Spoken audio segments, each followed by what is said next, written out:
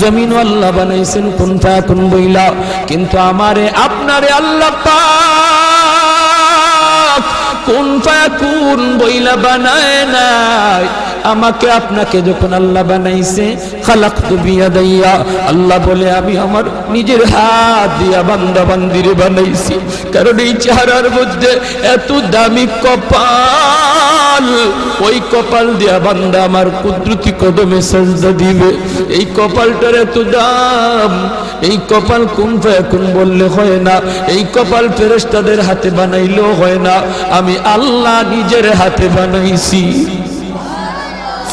আল্লাহ পাক কই আমি আল্লাহও দেখি জমিনে কেমন অন্যায় হয়, অত্যাচার কেমন জুলুম হয়, জমিনে কেমন অন্যায় হয়, অত্যাচার হয়, কেমন জুলুম হয়, কেমন গুনাহ হয়, আমি আল্লাহ দেখতেছি, আমি আল্লাহ দেখতেছি। আমার